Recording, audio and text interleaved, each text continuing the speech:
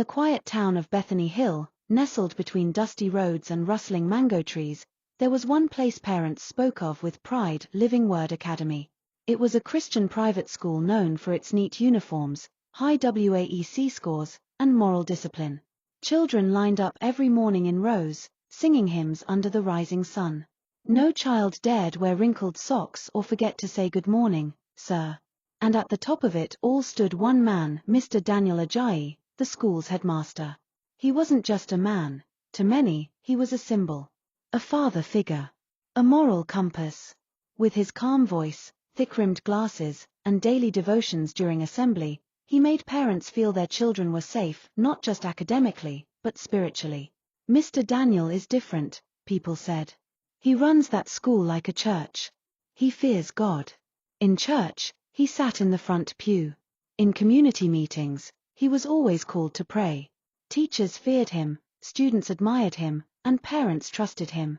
And no one trusted him more than Mr. and Mrs. Joseph, whose shy 14-year-old daughter, Mary, had just moved up to JSS 3. Mary loved school. She was one of those students who didn't need to be told to study. Her Bible was full of highlighter marks. She sang softly in the school choir. She didn't talk much, but when she smiled, it made her mother's heart melt. She believed that if she studied hard and prayed harder, her life would be better than her parents, simple traders who had never left their small town. Mr. Daniel called Mary into his office one Tuesday afternoon. "The headmaster wants to see you," a prefect whispered as Mary packed her books after class. Mary blinked. "Me? Yes," he said now.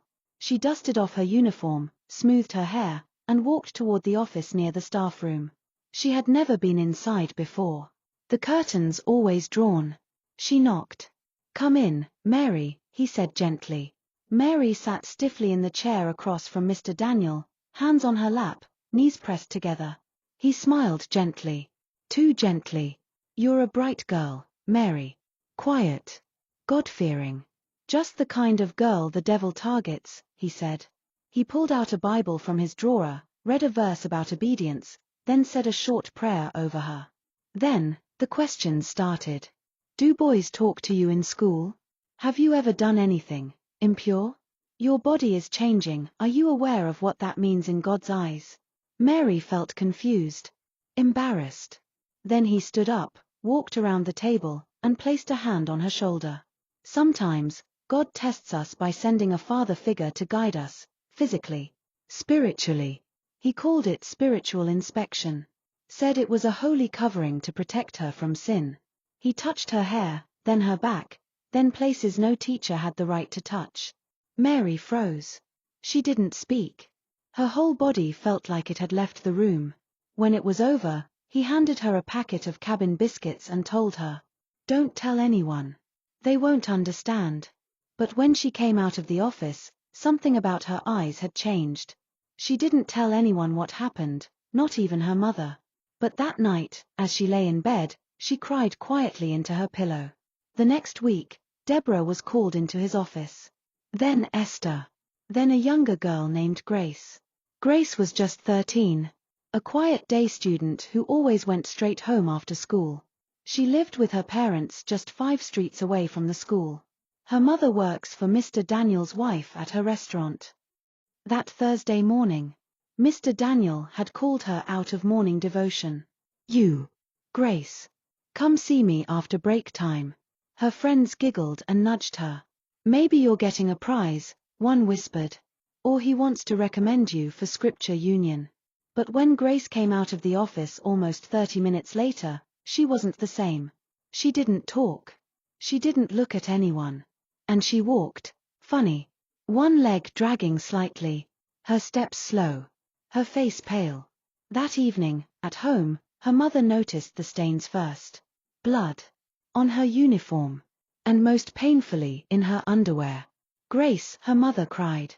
"What happened?" The girl broke down. She couldn't speak for several minutes. Then, through gasps and tears, she said it.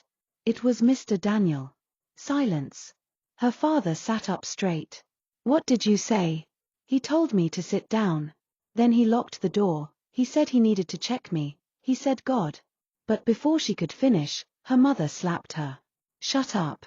Her father stood up too. Don't ever repeat that nonsense again, Mr. Daniel. That godly man. That is the devil talking. They rushed her to the small private hospital on the edge of town. The nurse gave them a look after the exam. This child has been violated recently. But even with medical confirmation, her parents refused to believe it was the headmaster. They said, maybe it was another student. Or something she's hiding from us. Mr. Daniel is not capable of such evil. Grace didn't fight them.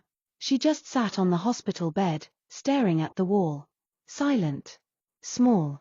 Broken. And still,